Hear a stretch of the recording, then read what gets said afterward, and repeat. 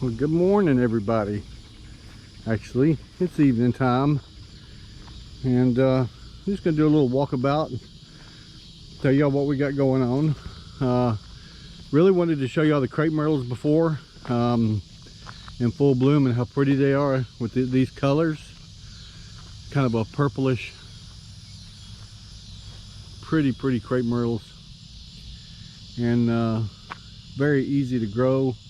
Very expensive if you go buy them, but if you know anybody with crepe myrtles, you can pretty much take a cutting off of these things and they'll start growing. That's exactly what I did with these to line my driveway.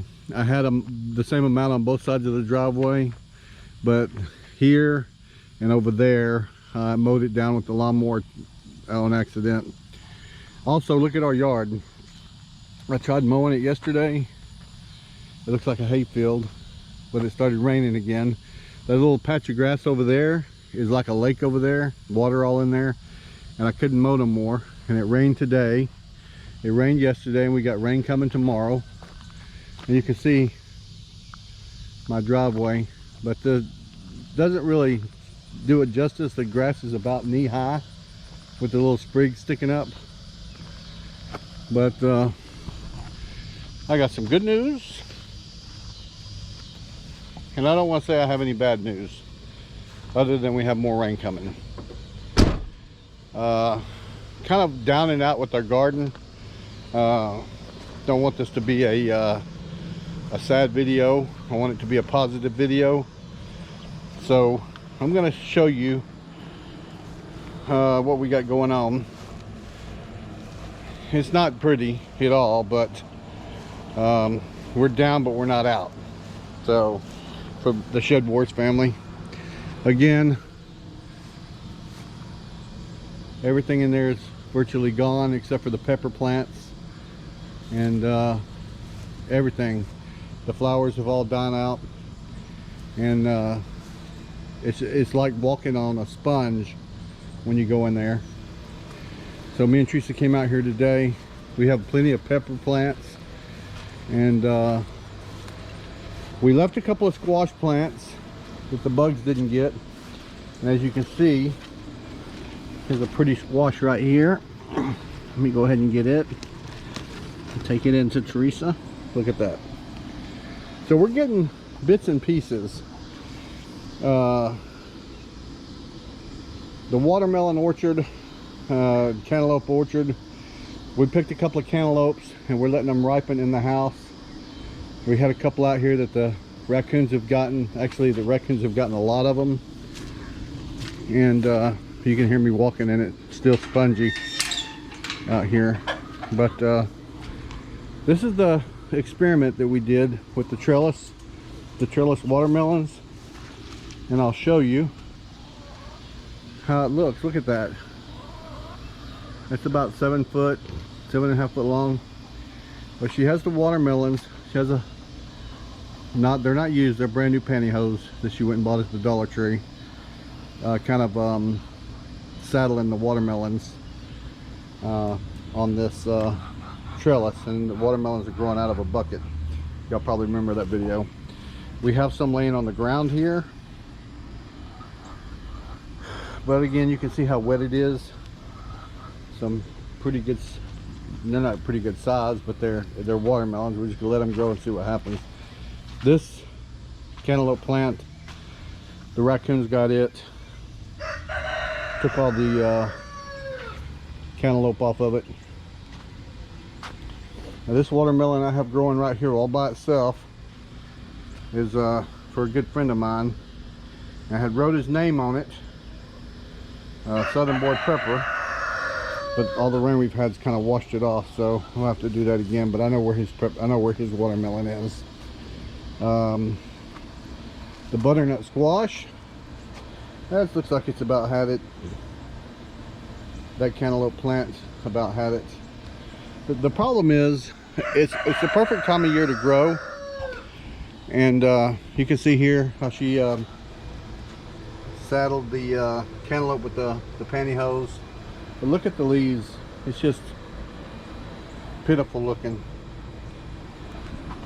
But anyway, as I was saying, we did pick some stuff today. It's probably gonna be one of our last pickings for the year. What we have left over there.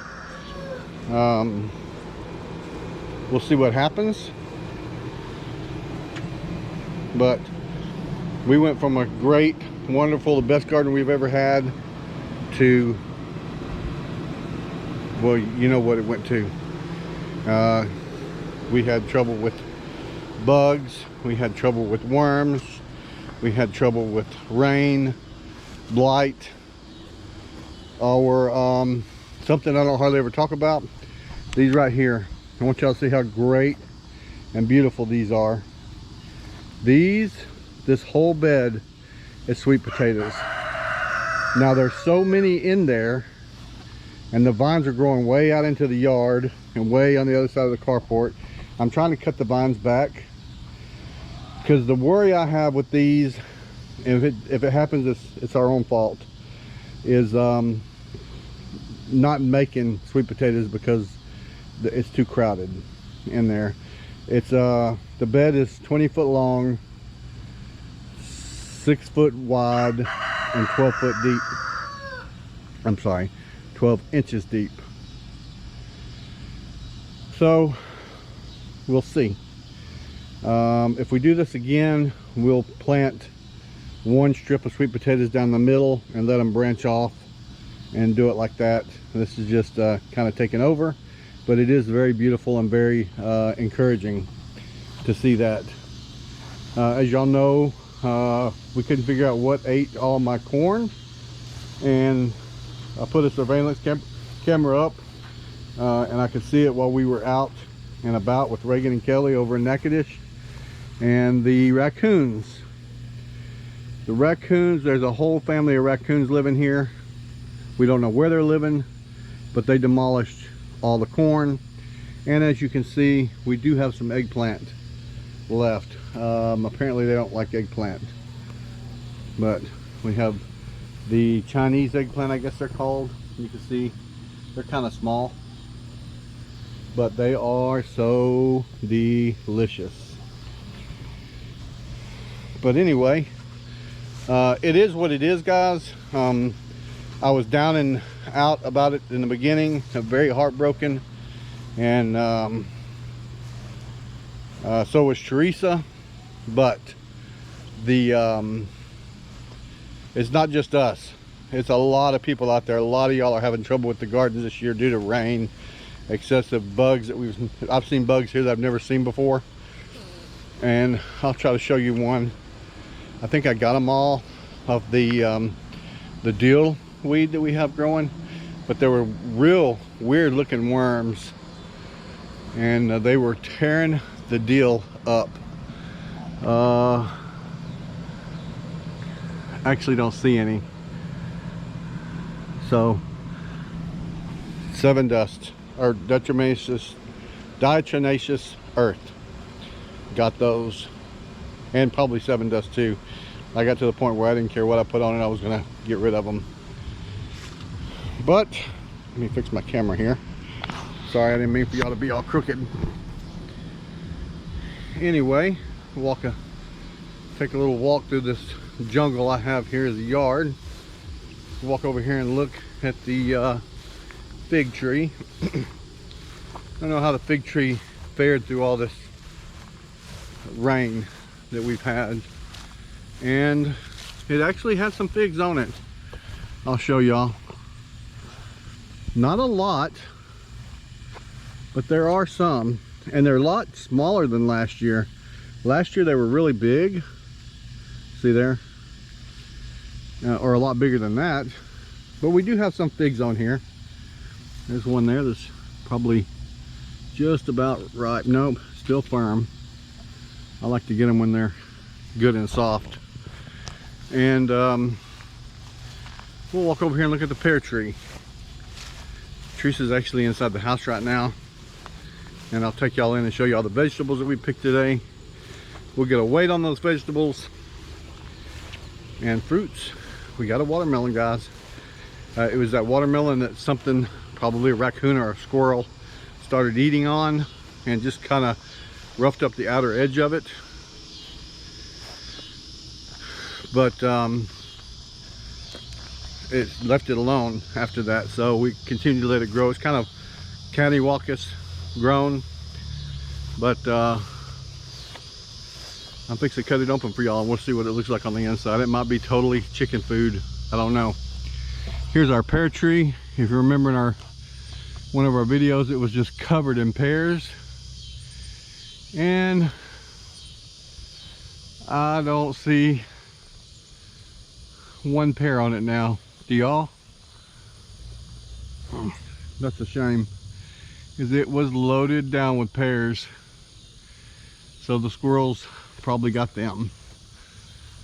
I was looking forward to Teresa's canned pears. I don't see any up there, so no pears this year. But the pear tree is getting a lot bigger. This is a pear tree that we got at either Walmart or Lowe's, and it was real small, but these things grow pretty fast, and once they get up in age, they'll start producing a lot of fruit. So I'm gonna pause the video here and go inside and show y'all what our pickings were today. Okay, this is where I say we are down, but we are not out. Look at what eggplant. Did you weigh in? Not yet. Okay, sorry. Down but not out. This is one of our harvests today. We have cantaloupe, a watermelon. Now see how it's kind of weird shaped and the squirrels or something got a hold of it. We're fixing to cut that open and see what it's like. We got some bell peppers, some cucumbers, some spaghetti squash, some yellow squash, some okra, lots of jalapenos. Butternut squash, sorry. Butternut squash is where? It's not. Oh, this is butternut squash. Yeah, it's not spaghetti squash. And the little eggplant that we got for the eggplant jerky that Teresa made that is so delicious.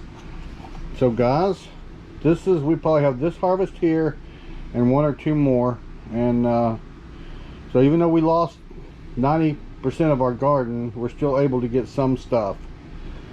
So, but we're gonna set up the camera here and I'm gonna pick all this stuff up and cut that watermelon open, and I'm gonna show you what it looks like on the inside. Oh, and you cut up a cantaloupe already? Yeah, I did cut up a cantaloupe a few minutes ago, and me and Teresa had a piece of it and it tasted like honey. It was so sweet. Alright, we'll be right back. Alright, y'all ready to cut this booger open? I don't know if it's right, but it sounds hollow. And it's got a nice big old white spot on the bottom of it. Just let me rinse that off real quick, and we'll cut it open, and we got a taste tester here to tell us if it's going to be any good or not.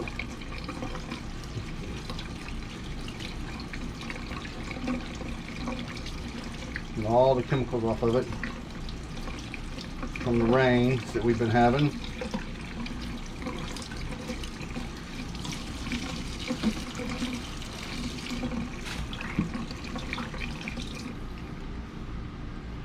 Okay. Hear that? Mm-hmm. Let's see what it's going to look like on the inside. It may be good, it may be bad. This part here, we're probably going to have to cut out where the squirrels got a hold of. But only one way to find out is to give her a cut, see what happens. And you can always tell when you have a really ripe watermelon, because when you go to cut it, it'll pretty much open up on its own. So let's see here.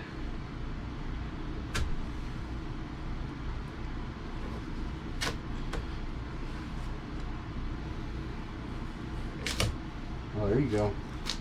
And it is not ripe. Look, poor watermelon. Well, I'm still going to taste test it. Mmm.